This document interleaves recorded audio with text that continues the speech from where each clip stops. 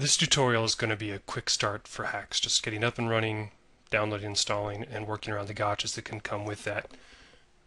Little disclaimer, I am not a professional with Haxe, I've just been experimenting with it for a little while, but hopefully this will take off the fear of, or anxiety or whatever, of getting set up, and it's really easy. Just it'll take a few minutes.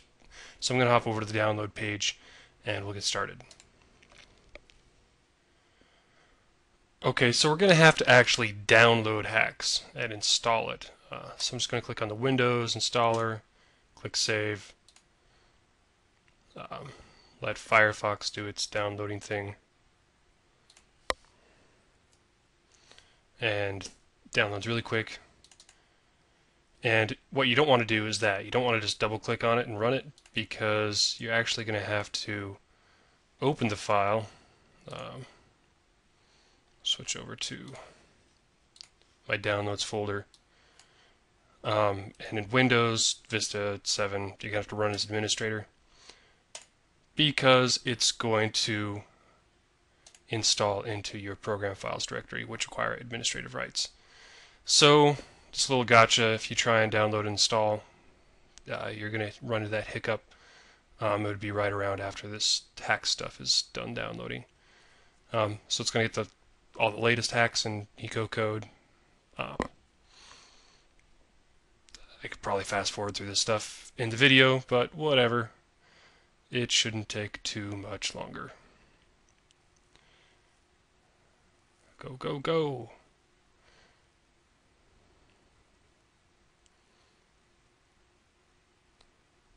So all this stuff means it worked.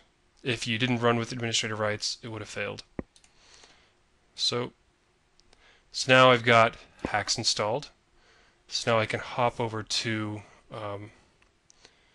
back to the downloads page, and we can download Flash Develop. And we'll come into Flash Develop, scroll down to the download, grab this guy too, pop open our downloads, watch that download for 4 more seconds, or a few seconds.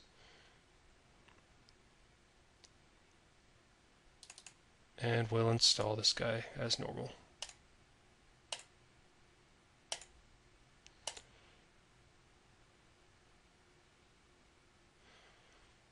Don't want to look at the online guide. So I'm going to pop open Flash Develop here. I just went to my Windows menu and told it to open up. So first, we're going to, let me make this fit right into the window. So we'll go into a new project, and just going to put it in a Haxe folder. You can put it wherever. I'm going to scroll down beneath ActionScript 3 and 2 and select Haxe AS3 project. Just going to name it Haxe Tutorial. I'm going to tell it to create the directory for it, and it'll create all the folder structure and everything. Click OK. And it's going to automatically generate this main.hx. One thing you'll have to set up in your program settings, Haxe context, you're going to need to change this guy to wherever you installed. Well, it's probably going to be the same path if we're just program files. And that's wherever Haxe is. So if you just have that set up correctly, you can just come in, hit debug, and it'll launch your build Swift. So the first thing to notice here is that this is not your constructor. Well, I guess the very first thing to notice is this is a class, just like an ActionScript file would be. And after that, this is not a constructor. The main function is not the constructor for your application. This is the document class, the application class, whatever you want to call. But what this main actually is, it's an entry point for how your application is going to start. A constructor just looks like this, function new. So anything you write in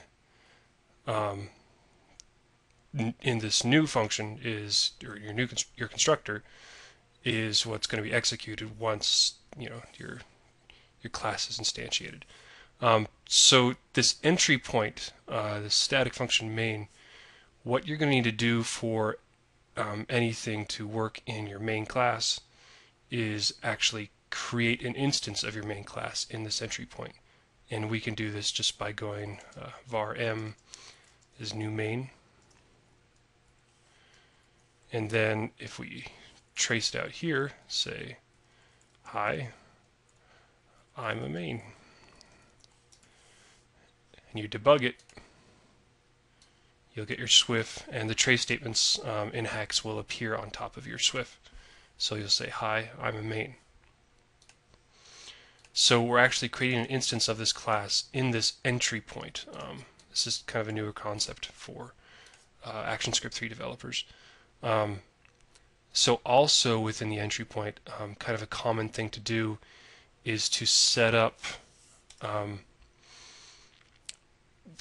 the way that Haxe kind of abstracts the language apart from the libraries.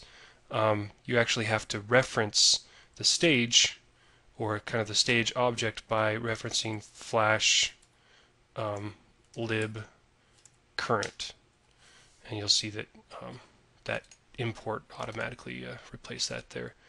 So current is going to be the root, and so we can pass that in as an argument in the constructor for a main class. So what you can do is set up a root, which is going to be a movie clip, and have pass lib current in as a parameter in our main class. So once root is set, we'll pass this in as current, and we'll set current. We'll set root as our current. Now once we have done that, we can actually access the things like root, graphics, begin fill, make a little red square or whatever. So root, draw rectangle, root graphics, draw rectangle, 0, 0, 100, 100, and root graphics and fill. And this is how we can get kind of our hello world unexpected character. Whoops, that shouldn't be in there. And you'll see we'll get our, our red square on the actual stage, the root of our project. So again, this very important concept, this static function main is only going to be in our main class or document class or application class, whatever you want to call it. And that's where the kind of project setup code will go. And then the constructor in any of your classes, for instance, if I just come in here and create a new class, we'll just call it a dummy, and you'll see that it automatically generated the constructor, which is just new. You can say trace dummy, and if we create a reference of dummy, say dummy, it's a new dummy, and we debug it, you'll see that it actually calls dummy. The last thing I want to point out here before I wrap this up is you're probably seeing how I didn't type this, I didn't say dummy is, type it to dummy. The reason I didn't do that is that the local variables, when using Haxe, they're actually typed in the compiler, so you don't need to add that now, and you'll still get the speed of typing once it's compiled. This is called type inference. So it's inferred that this is a dummy just by the fact that that you set it equal to dummy. And you'll see you can even, thanks to the compiler, if I set up some functions, say dummy, what's something a dummy can do? A dummy can dance, and we don't need to add any code there. You'll see that the compiler can recognize the API just because it infers that this is a dummy because you are creating a dummy from that variable. So really nice, incredible feature of Haxe. So like even here, var m is a new main. It just automatically assumes it's main. You can always just check the type of dummy if you're super curious, and when you run it, it'll tell you that that was an instance of dummy. So type inference is just one of the slick features of Haxe.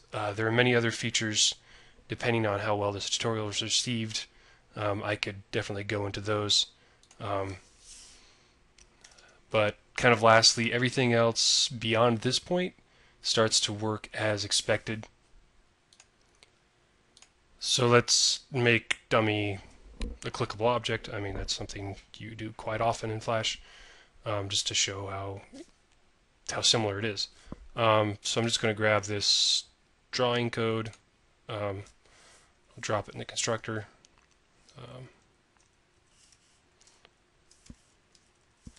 Make sure that dummy extends, something's clickable. Make sure we call this super to call this sprites constructor. We can get rid of the dummy dance, just start cleaning things up here.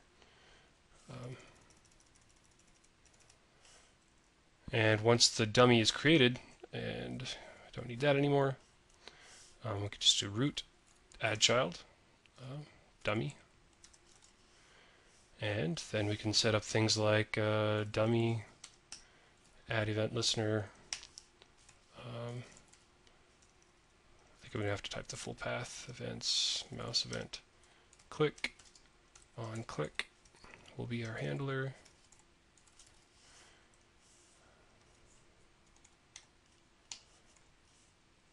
And then we'll set up our event handler. Usually in Flash or in ActionScript 3, you'll see people type this out longhand for something like that. In Haxe, most people just, or a lot of people, type as little as possible. So they'll just put like an underscore to represent the event that's being handled, and it'll be inferred that it's a mouse event.